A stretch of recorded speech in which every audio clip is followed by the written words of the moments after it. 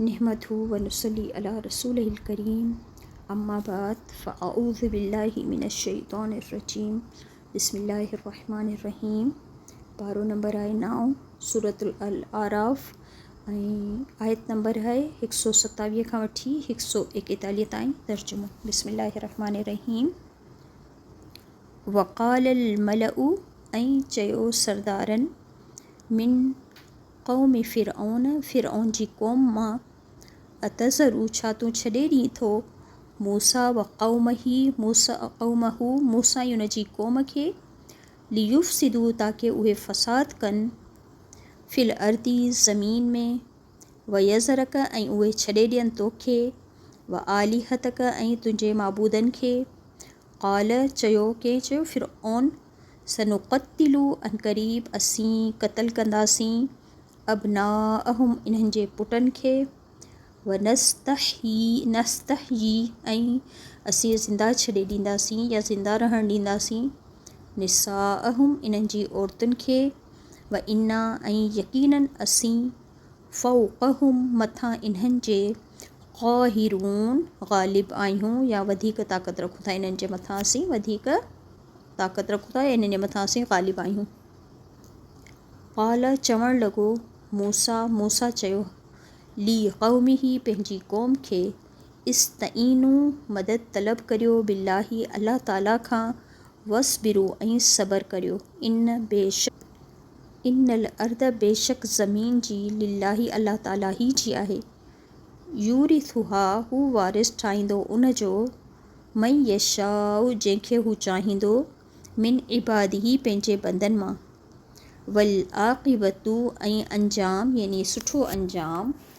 लिल मुत्तक़ीन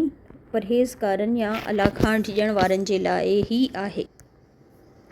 क़ालू उन्हनि चयो कि हज़रत मूसा जी क़ौम वारनि ऊज़ीना असांखे अज़ियत ॾिनी वई में क़बली इन खां पहिरीं अन तअतियना कि तूं आएं असां वटि यानी तुंहिंजे अचण खां पहिरीं बि असांखे अज़ियत ॾिनी वई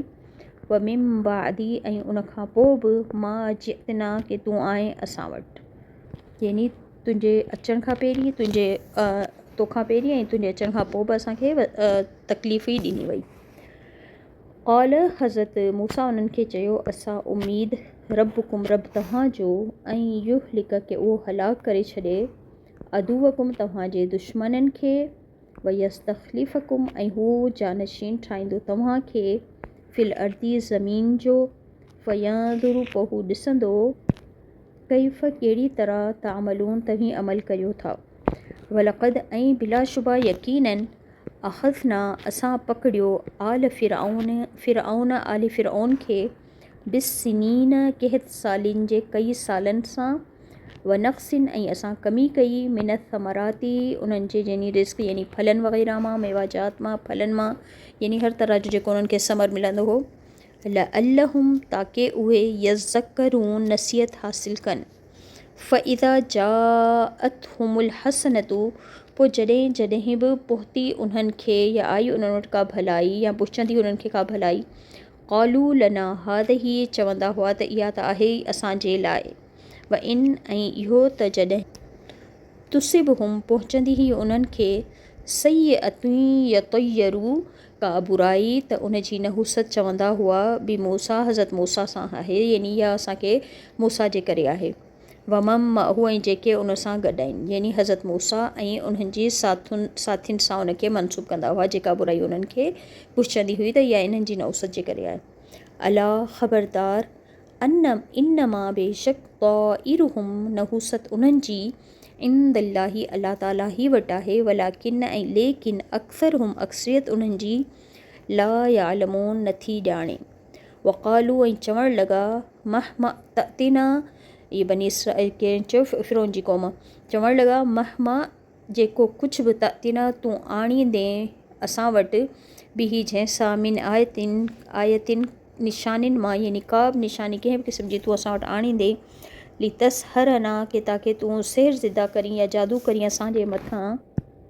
बिहा उन सां फमा बस नहनो असीं लक तुंहिंजे मथां बि मुमिनीन ईमान आणण वारा फ़अरसलना पस मोकिल असां फ़अरसलना पोइ मोकिलियो असां, अलाह ताला फरमा रहिया आहिनि त फ़अरसलना पोइ असां मोकिलियो अलैहिम उन्हनि जे मथां, कहिड़े मथां, क़ौम फ़िरौन जे मथां, तूफ़ान वल जराद ऐं जराद यानी माकोड़ा वग़ैरह, हर क़िस्म जा जेके कीड़ा मकोड़ा उहे, वल कुमल ऐं जूं वग़ैरह, वदफ़ादिअ ऐं ॾेडर,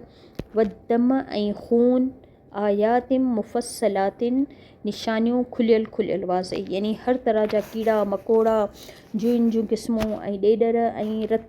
खुलियल निशानियूं अलाह ताला हुननि जे मथां तूफ़ान जी शिकिल में हुननि जे मथां काफ़ी इहे नाज़िल कयूं, मोकिलियूं। फ़स्तकबरू पोइ उन्हनि छा कयो, तकबुर कयो, वकानू ऐं हुआ उहे क़ौमन अहिड़ी क़ौम, मुजरिमीन, कहिड़ा हुआ, इहा क़ौम हुई जेका मुजरिम क़ौम। वलम्मा पोइ जॾहिं वाक़िअ थी वियो अलैहिम उन्हनि जे मथां रिज्स अज़ाब,